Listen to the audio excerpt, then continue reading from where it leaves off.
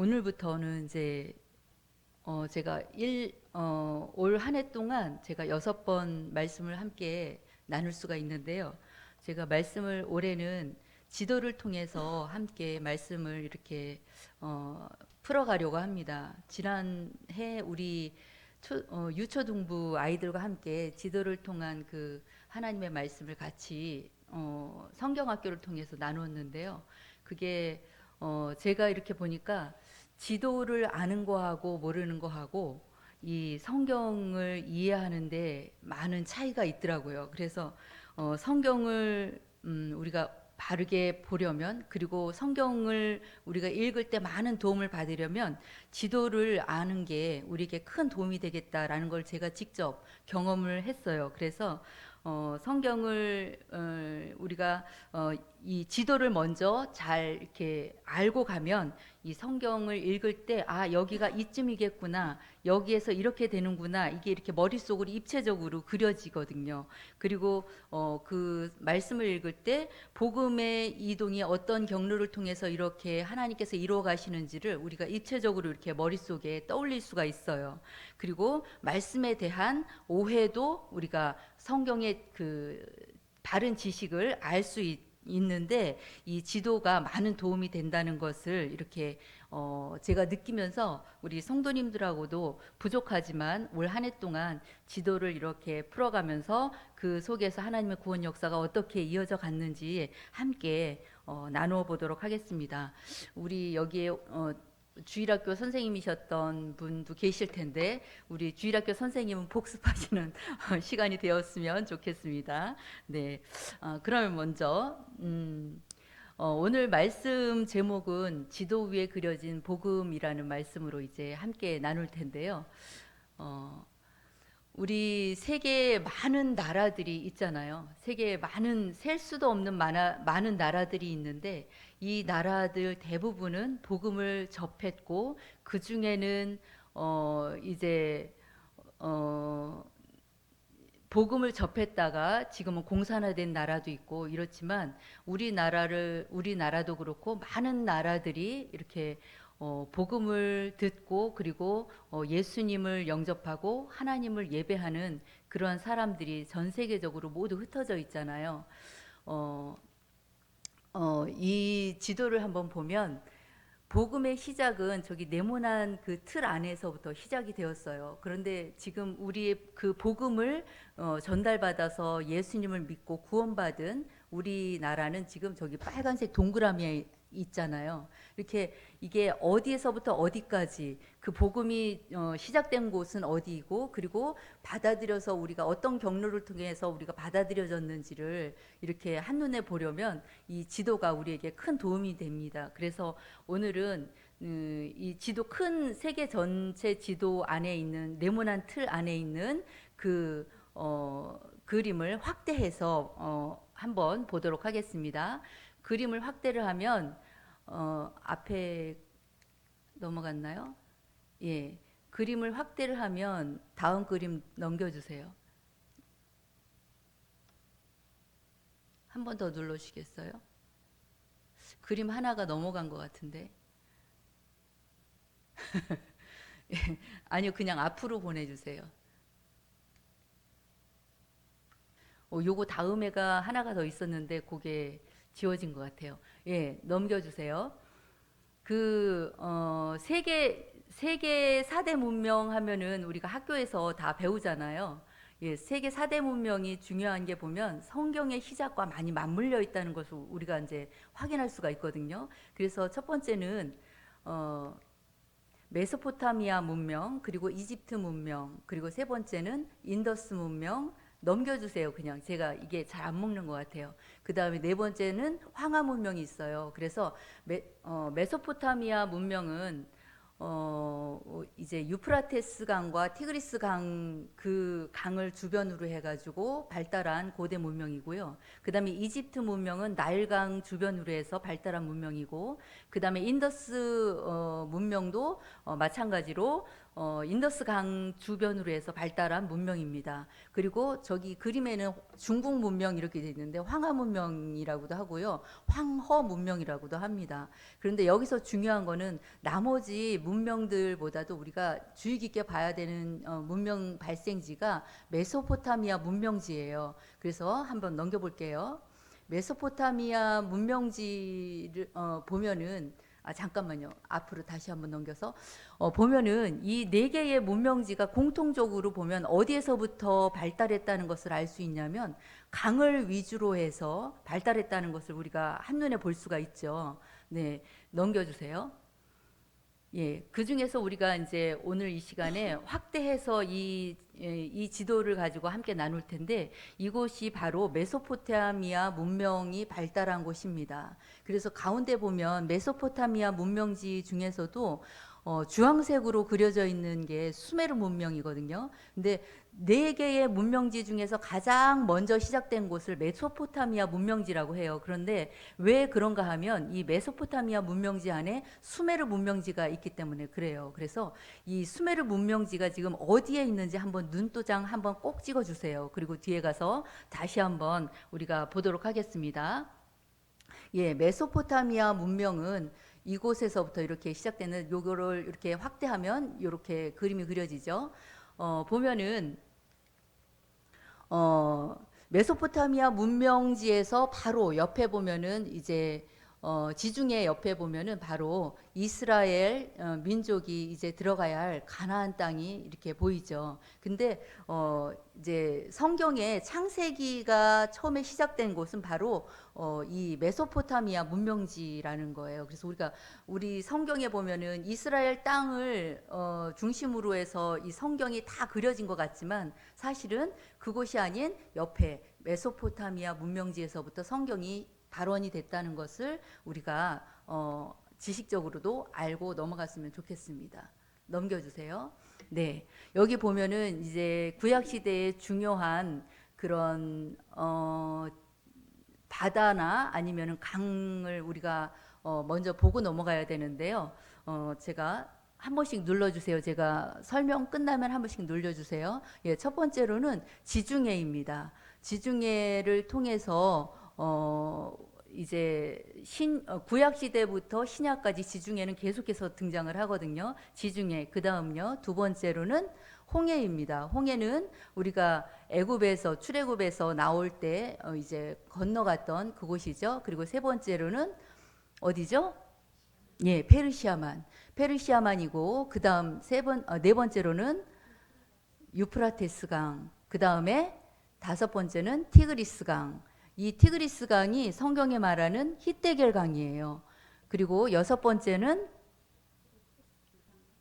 네, 요단강. 이스라엘 그 가나안 안에 있는 요단강. 그리고 일곱 번째는 나일강입니다. 애굽에 있는 나일강. 예, 그리고 넘겨주세요. 메소포타미아 문명지가 바로 여기 티그리스 강과 유프라테스 강 이 사이에서 이제 시작된 거예요. 그래서 이 메소포타미아라는 그 이름 안에 뜻은 강 사이라는 그런 뜻이 담겨져 있대요. 그러니까 티그리스 강과 유프라테스 강 사이에서 발달한 문명지다. 그래서 메소포타미아 이렇게 부르게 됩니다. 예, 구약 시대의 중요한 나라들도 한번 보고 넘어갈게요. 자, 여기서 보면은 중요한 강이 여기에 보면 두 군데가 나오죠. 아니, 세 군데가 나오죠. 유프라테스 강과 티그리스 강, 그리고 요단강, 그리고 나일강. 이렇게 중요한 강들을 이어서 이렇게 그곳을 이렇게 연두색으로 표시를 해놨는데 이런 지역을 비옥한 초생딸 지역이라고 학교에서는 그렇게 가르치죠. 그래서 이곳에서 문명이 활발하게 이제 발달한 것을 볼 수가 있습니다. 넘겨주세요. 예, 제가 지금부터는 이제 번호가 나올 텐데 이 번호는 아브라함으로부터 시작된 구원의 역사가 어떻게 흘러갔는지를 이제 보는 거예요. 이거는 구약 시대에만 있었던 거니까 그걸 참고하셔서 보시기 바랍니다. 처음에는 갈대아 우르에서부터 시작됐죠. 그리고 두 번째로는 이스라엘, 가나안 땅입니다. 그리고 세 번째로는 애굽이고요. 그다음에 네 번째로는 아수르에 의해서 이제 나중에 분열 왕국 시대에 북이스라엘이 멸망을 하게 되잖아요. 예, 그렇게 되고 이제 다섯 번째는 바벨론이죠. 예, 여기서 잘 안 보여가지고 바벨론인데 이 바벨론에 의해서 이제 남유다가 멸망을 하게 됩니다. 그리고 그 다음이 바사, 예, 페르시아 왕국인데 바사 왕국에 의해서 이제 또 이스라엘 민족이 그곳에서 포로 생활을 하게 됩니다. 그리고 나서 고레스 왕에 의해서 이제 해방이 되게 되죠. 예, 넘겨주세요. 그러면 이제 창조 시대를 우리가 함께 볼 텐데요. 창세기 1장부터 11장까지의 말씀 안에 보면 천지 창조, 그리고 노아의 홍수 이야기, 그리고 바벨탑 사건이 이제 대표적으로 이제 기록이 되어 있습니다. 그래서 첫 번째 천지 창조를 보면 하나님이 만드신 에덴 동산은 실제 있었는가? 정말로 어디에 있다면 어디에 있었을까? 한 번쯤은 우리가 다 궁금해할 수 있는 주제잖아요. 예, 그런데 이제 사람들이 보면 에덴 동산은 눈에 보이지 않는 곳이다라는 말을 하는 사람들도 있거든요. 그런데 성경에 보면은 힌트가 이렇게 기록이 되어 있어요. 힌트 보면 창세기 2장 10절에 에덴에서부터 흐른 네 줄기의 강이 소개되어 있죠. 그 네 줄기의 강을 한번 보도록 하겠습니다. 창세기 2장 10절로부터 제가 성경을 봐야 될 것 같아요. 너무 안 보여서. 창세기 2장 10절로부터 14절까지인가요? 네, 14절까지입니다. 강이 에덴에서 흘러나와 동산을 적시고 거기서부터 갈라져 네 근원이 되었으니 첫째 이름은 비손이라. 그 다음에 둘째 강의 이름은 기혼이라. 셋째 강의 이름은 히데겔이라. 그리고 네 번째는 유프라테 강이라고 이렇게 성경에서 알려주고 있죠. 자, 넘겨주세요. 얘가 되다 안 되다 하나 보네. 예, 그러면 우리가 성경에서 비손, 기혼, 히데겔, 유프라테 이렇게 알려주고 있는데 우리가 지금 지도에서 확인이 가능한 강은 어디죠? 어디죠? 히데겔, 티그리스 강과 유프라테스 강은 지금까지 지도에서 찾아볼 수 있는 강입니다. 그런데 비손과 기혼은 찾아볼 수가 없죠. 그래서 많은 학자들이 이런 부분에서 많이 헷갈리고 있거든요. 자, 넘겨주세요. 예, 강줄기를 보면 티그리스 강과 히데겔, 유프라테스 강, 이 두 강을 중심으로 메소포타미아 문명이 발달을 했다고 이렇게 기록을 하고 있는데요. 넘겨주세요. 에덴의 위치를 두 가지 견해로 많은 학자들이 이렇게 말을 하고 있어요. 그런데 위쪽에 보면은 에덴 동산 빨간색으로 이렇게 표시되어 있는 에덴 동산은 사람들이 왜 그곳을 에덴 동산이라고 추론을 하느냐면요. 그 가인이 아벨을 돌로 죽인 후에 하나님께서 이렇게 벌을 내리셨을 때 너는 이제 앞으로 유리하는 백성이 될 거다 이렇게 말했을 때 그 가인이 어디로 옮겨가서 정착했다고 성경에서 알려주냐면 노 땅이라고 알려주고 있어요. 그래서 그 노 땅이 어디에 있냐면 에덴의 동쪽에 있다고 그렇게 성경이 기록이 되어 있거든요. 그래서 보면 에덴의 동쪽이 어디예요? 그 에덴 동산이라고 되어 있는 오른쪽이 동쪽이잖아요. 그래서 그곳을 에덴 동산이 이곳쯤일 거다라고 추론하는 사람들이 있고요. 그 다음에 밑에 보면은 연두색으로 되어 있는 에덴 동산을 그곳에서부터 시작됐을 거라고 이제 추론하는 사람들은 왜 그렇게 말을 하냐면 넘겨주세요. 에덴 동산을 이제 발견했다라고 하는 그런 옛날에 보면 언제냐면 기록이 96년도인가요? 96년도 11월 달에 신문에 이렇게 나온 적이 있어요. 뜬 적이 있어요. 에덴 동산의 강을 발견했다. 그 강이 어디냐면 그동안 알려지지 않은 이제 비손 강이라고 그렇게 말하고 있는데 이 강이 이제 이 신문 보도는 96년도에 돼 있지만 먼저 87년도에 보면은 미국에서 우주 왕복선이 이렇게 사진을 찍었는데 숨겨져 있는 땅 속에 묻혀 있는 그 강줄기를 발견을 했대요. 근데 그 강줄기가 어디에 있었냐면 넘겨주세요. 바로 여기 보면 이걸로 안 되는구나.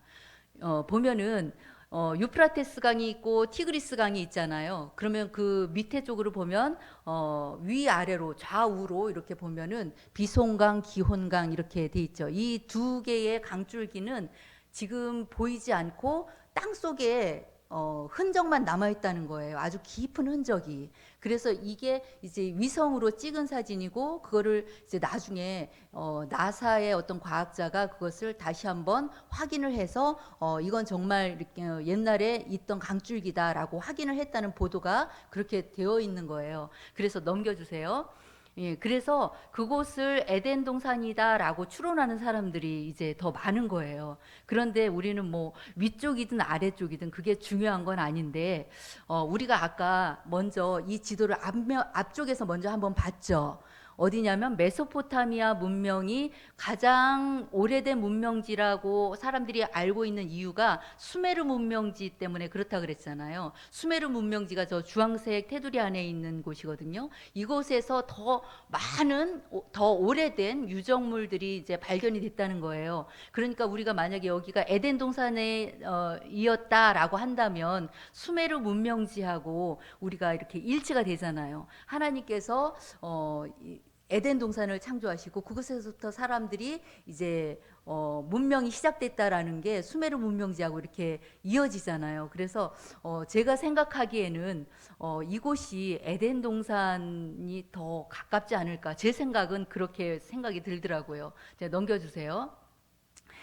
그러면 청지창조에서 우리가 지금 에덴 동산에 대해서 한번 봤잖아요. 이제 두 번째로 노아의 홍수에 대해서 한번 보도록 하겠습니다. 노아의 홍수는 힌트가 아라랏산에 있습니다. 넘겨주세요. 우리 성경 창세기 8장 2절부터 4절까지 말씀을 보도록 하겠습니다.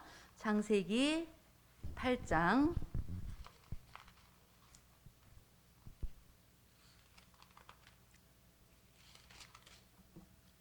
8장 2절부터 4절까지 말씀.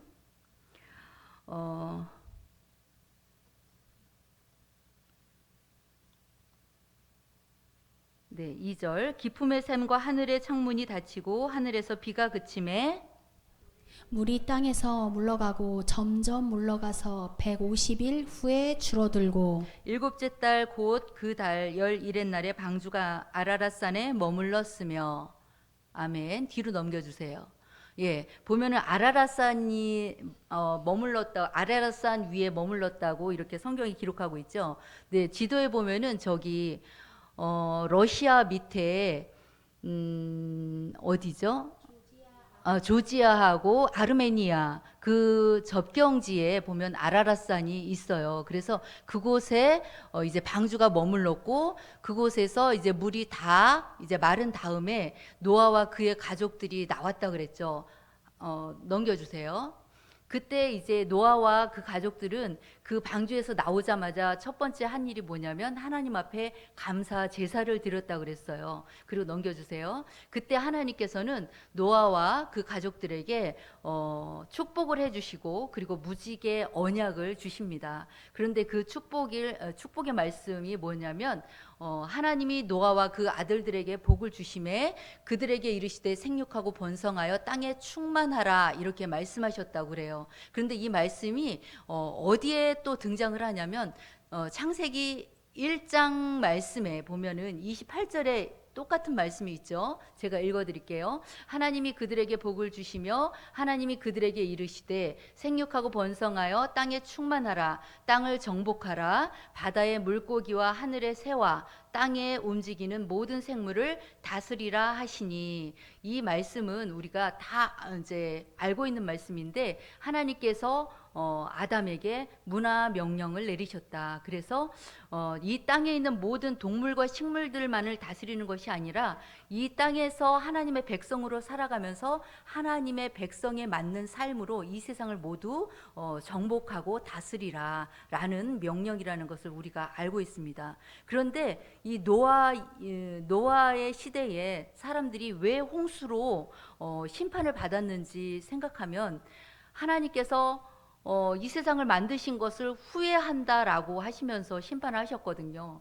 그러면 노아와 그 가족들에게 하나님께서 베푸신 그 사랑이 지금 우리에게까지도 흐르고 있는 거잖아요. 하나님은 절대로 완전히 멸하시는 것이 아니라 하나님의 복음이 흘러갈 수 있도록 하나님께서는 하나님의 백성들을 계속해서 지켜 보호하신다는 것을 우리가 알 수 있습니다. 그리고 믿을 수 없는 그 태생이 죄인이기 때문에 어쩔 수 없다라고 하나님께서 그렇게 말씀하셨는데, 그럼에도 불구하고 그런 인간에게 하나님은 하나님의 이 구원 역사를 함께 이루어 가시길 원하셨던 거예요. 그래서 이 노아에게 다시 한번 이 땅에서 문화 명령을 내리시면서 하나님의 백성으로 살아가라. 그리고 구원 역사를 줄기차게 이어갈 수 있도록 하나님께서 지켜주시겠다라는 약속을 하시는 거예요. 넘겨주시기 바랍니다.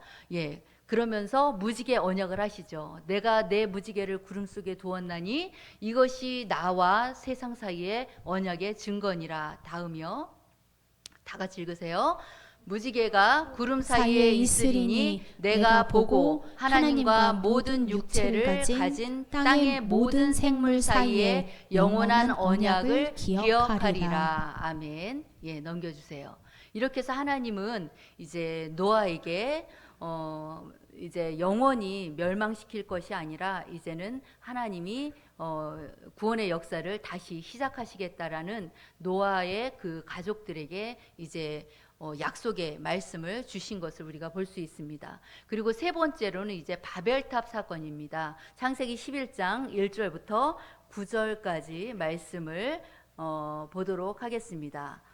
자, 바벨탑 사건을 보면요. 그 바벨탑을 쌓았던 곳이 바로 신할 평지죠. 그러면 이 신할 평지를 찾아가서 우리가 한번 확인해 보도록 하겠습니다. 넘겨주세요.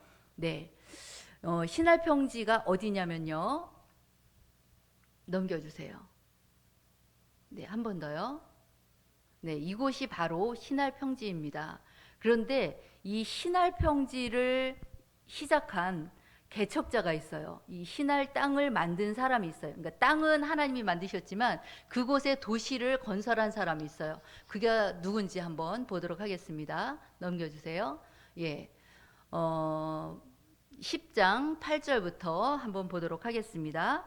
구스가 또 니므롯을 낳았으니, 여기서 구스는 누구냐면요, 노아의 그 아들 중에 함의 후손이에요. 함의 후손 중에 구스가 이제 등장을 하는데, 구스의 아들은 구스가 또 니므롯을 낳았으니 그는 세상의 첫 용사라. 그가 여호와 앞에서 용감한 사냥꾼이 되었으므로 속담에 이르기를 아무는 여호와 앞에 니므롯 같이 용감한 사냥꾼이로다 하더라. 그의 나라는 신할 땅의 바벨과 에렉과 악갓과 갈레에서 시작되었으며, 그가 그 땅에서 아수르로 나아가 니느웨와 르호보딜과 갈라와 및 니느웨와 갈라 사이에 레센을 건설하였으니 이는 큰 성읍이라. 아멘.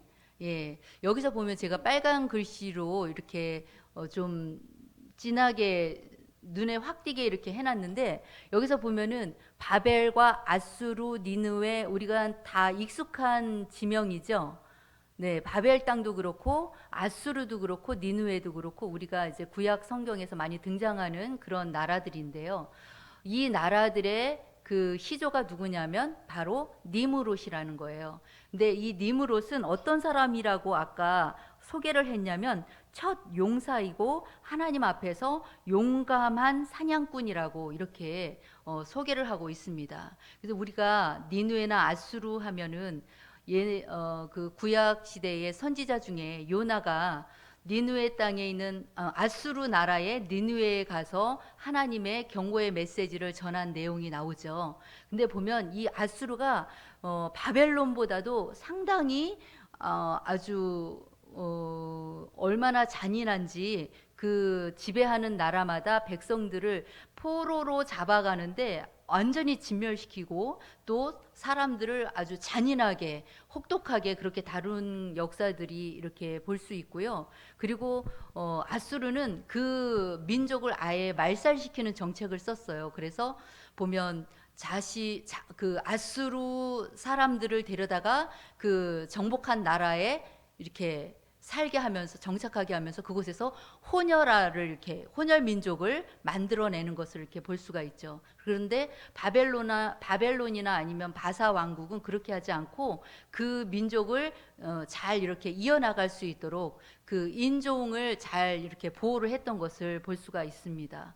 네. 그런 니므롯이 세운 나라들이 그런 특징이 있다는 것을 우리가 볼 수 있고요. 넘겨주세요. 예, 이 신할 땅에 이제 뭐가 세워지냐면 넘겨주세요. 바벨탑이 세워지게 됩니다. 그런데 이 바벨탑을 세운 이 사람들의 의도가 얼마나 악한지를 우리가 말씀을 통해서 볼 수가 있습니다. 말씀은 같이 한 절씩 읽도록 하겠습니다. 온 땅의 언어가 하나요, 말이 하나였더라. 이에 그들이 동방으로 옮기다가 신할 평지를 만나 거기 거류하며 또 말하되 자 성읍과 탑을 건설하여 그 탑 꼭대기를 하늘에 닿게 하며 우리 이름을 내고 온 지면에 흩어짐을 면하자 하였더니. 네, 여기서 말씀해 보면은 한 번 뒤로 넘겨주세요.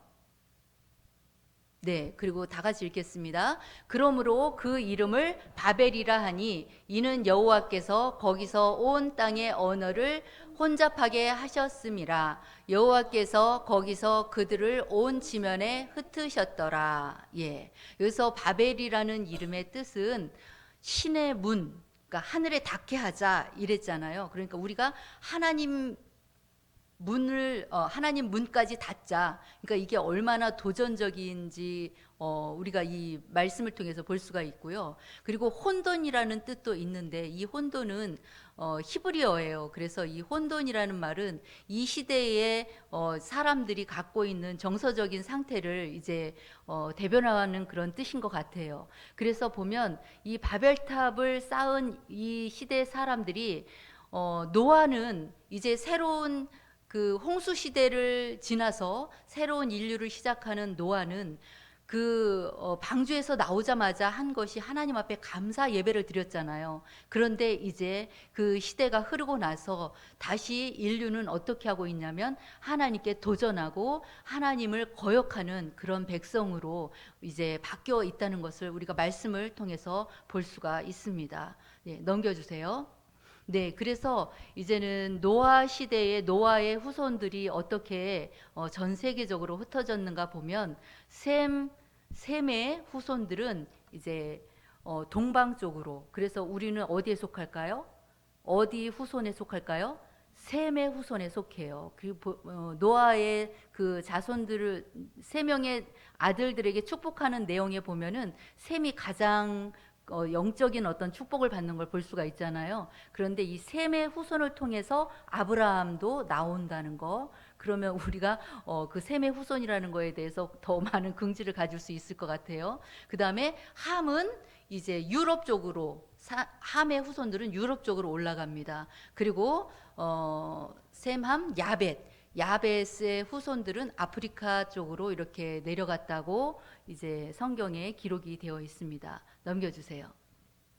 네, 그래서 우리는 오늘 말씀을 통해서 하나님께서 이제 그 메소포타미아 문명을 통해서 그곳에서 하나님의 역사가 시작되었고 우리는 그 이제 지금 그 지명을 통해서 하나님의 창조하신 그 에덴 동산의 위치를 정확히는 알 수 없지만 그것보다도 더 중요한 게 뭐냐면 하나님은 인류를 포기하지 않으시고 하나님의 구원 역사 속에서 하나님의 동역자로 개입시켜 주시고, 그리고 그 하나님의 백성을 통해서 하나님의 구원 역사를 큰 그림을 그리시면서 이제 시작하셨다는 것, 그리고 그 인류가 하나님 앞에 얼마나 많은 그런 패역한 죄를 지었음에도 불구하고 하나님께서는 포기하지 않으시고 끝까지 하나님의 구원 역사를 이루어 가셨다는 것을 우리가 다시 한번 기억하면서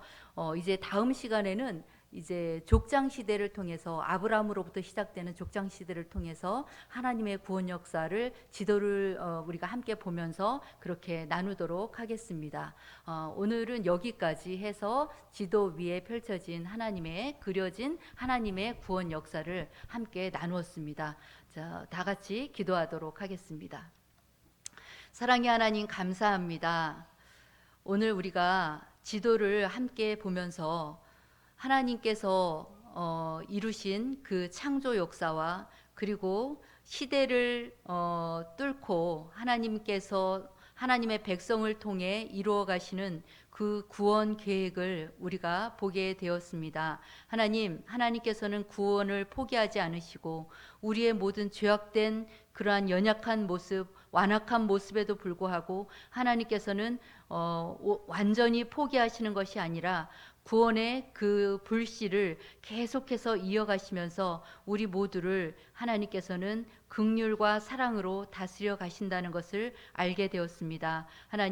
하나님께서 우리를 통해 더 많은 구원의 열매를 맺게 하시고 하나님께서 이루실 그 구원을 기대하는 모든 심령 가운데 하나님, 그 삶을 통하여 하나님의 귀한 열매들이 맺혀질 수 있도록 인도하여 주시옵소서. 감사드리며 사랑이 많으신 예수님의 이름으로 기도했습니다. 아멘. 찬송가 70장 부르겠습니다.